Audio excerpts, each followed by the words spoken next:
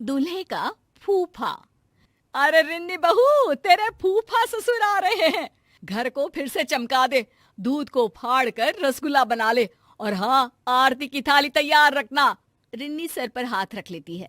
क्या बात है माँ जी, अब तो बुआ जी की शादी को 30 साल हो गए, लेकिन फूफा जी की खातिरदारी तो ऐसे होती है जैसे।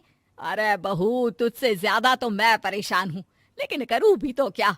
तेरे ससुर जी से उनकी माँ मरते वक्त यही मांग गई थी कि कुछ भी हो, उनके दामाद की खातिरदारी हमेशा रहनी चाहिए। तो बेटा। हाँ हाँ ठीक है माँ जी, मैं अभी जाकर इंतजाम करती हूँ। थोड़ी देर में एक छोटी सी हाइट का पतला सा आदमी घर के अंदर आता है। अरे नहीं नहीं, कुछ नहीं चाहिए हम लोगों को, घर में मेहमान आने वाले, भागो यहाँ से निकलो। अरे क्या बदतमीजी है, घर के किसी बड़े को बुलाओ। तभी वहाँ रिन्नी बहू आ जाती है। अरे फूफा जी आप, आइए आइए, ये नौकरानी है घर की, इसे कुछ पता नहीं। अरे कैसे पता नहीं, घर पर काम पर रखा था तो परिवार वालों की फोटो नहीं दिखाई थी एल्बम में। अरे लो जी, अब हम एल्बम में फोटो क्यों देखे, काम करे कि रिश्तेदारी का पावर पॉइंट बनाए, हैं? बताओ तो जरा। तभी रिन्नी की सास आ जाती है। अरे बहुत बोलती है ये, अरे चुप हो जा, जा यहाँ से। रिन्नी, आरती की थाली लिया, फूफा जी की आरती उतार ले। अब क्या, जितना उतारना था नौकरानी को आगे रखकर उतार ही दिया ना। न जाने किस घड़ी में इस घर की बेटी से ब्याह कर लिया, न माँ को सहूर था न ही भाभी को। माफ करिए जी, मैं अभी आई। किसी तरह घर के सभी सदस्य मिलकर फूफा जी को समझाते हैं, माफी मांगते हैं, और मिन्नतों के बाद। तो जीजा जी कैसे आना हुआ, बहन बता रही थी कोई खास काम है। वैसे तुम लोगों से क्या खास काम हो सकता है, खास काम तो खास लोगों से होता है, और तुम लोग ठहरे आम इंसान। रिन्नी पति की तरफ देखती है। पति उसे शांत रहने को कहता है। अब वैसे फूफा जी, मैंने बेटे की शादी तय कर दी है, शादी की तैयारी रखिएगा। अच्छा, क्या तैयारी करनी है? देखो पैसे वैसे चाहिए तो अभी बता दो, वैसे भी ससुराल इतना फक्कड़ रहा है कि बस पूछो मत। रिन्नी को आ जाता है गुस्सा।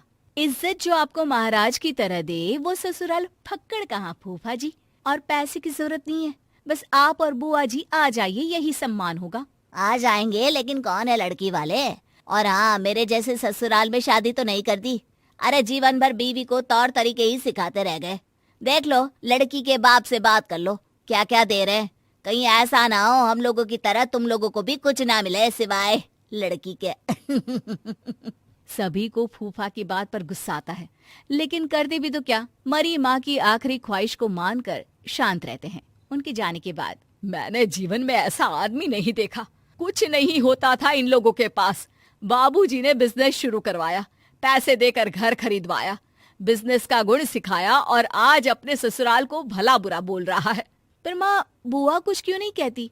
उन्हें तो स्टैंड लेना चाहिए ना अपने मायके के लिए। अरे क्या करे वो बेचारी, जब से शादी हुई है उसकी तो किसी ने सुनी ही नहीं, बस घर का काम और पति की हाँ पर हाँ। कभी माँ बाप ने सिखाया ही नहीं कि अपने हक के लिए खड़े हो।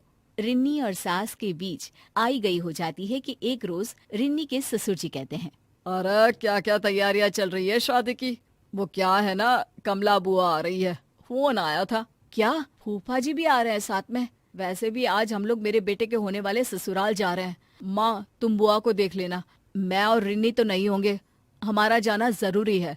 अरे क्या पता बेटा, लेकिन अगर वो साथ आए तेरी बुआ के तो घर पर तो बवाल मचा देंगे। बेटा करता भी तो क्या, नहीं गया अपने बेटे के ससुराल, और माता पिता के साथ बैठकर बुआ और फूफा जी का इंतजार कर रहा था कि तभी बुआ आती है।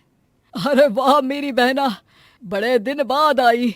हाँ हाँ कमला दीदी, आपके पतिदेव तो आए थे, आप भी साथ आ जाती। क्या हो गया, दोनों साथ घूमते नहीं है क्या? भाभी, वो आपने अपने पोते की शादी तय कर दी है ना, तो उसके लिए ही भेजे थे ये हमको। पर बुआ जी, हम लोगों को तो किसी भी चीज की जरूरत नहीं है, बेटे की शादी है, हाँ आप लोगों का आशीर्वाद चाहिए बस।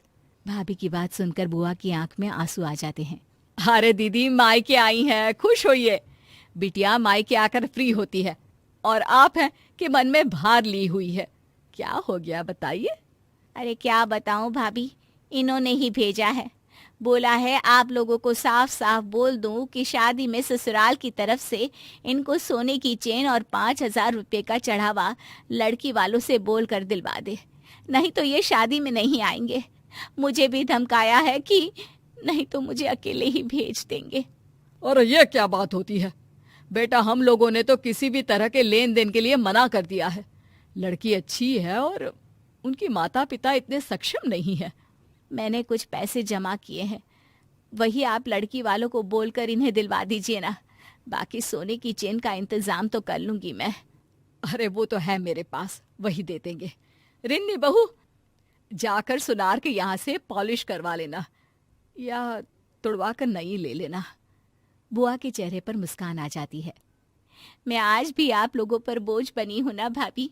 अरे कैसी बात कर रही हो, माँ पापा नहीं है तो क्या हुआ, तेरा भाई और भतीजा तो है ना। जीजा जी को बोलना सब कुछ मिलेगा, परेशान ना हो बस। शादी वाले दिन लड़की के पिता कहते हैं, ये लीजिए भाई साहब, ये पैसे और सोने की चेन। वैसे आप लोगों की औकात क्या इतना ही देने की है? और क्या क्या दे रहे हैं आप लोग दहेज में? या आपकी शादी भी ऐसे ही हो रही है जैसे मेरी हुई थी, फक्कड़? नहीं नहीं भाई साहब, हम लोगों को बिल्कुल लालची लोग नहीं मिले। बहुत ही समझदार हैं ये लोग, लड़की को ही दहेज मानते हैं। लेन देन के नाम पर भी सिर्फ यही लिया है जो आपके हाथ में है। हम तो खुश नसीब है कि हम लोगों को कोई मांगने वाला नहीं, ससुराल के कंधे पर रहने वाला दामाद नहीं, बल्कि अपने बल पर अपनी बीवी को संभाल लेने वाला दामाद मिला है। ये सुनकर फूफा जी का मुंह उतर जाता है और उसके बाद फिर वो कभी कोई डिमांड नहीं करते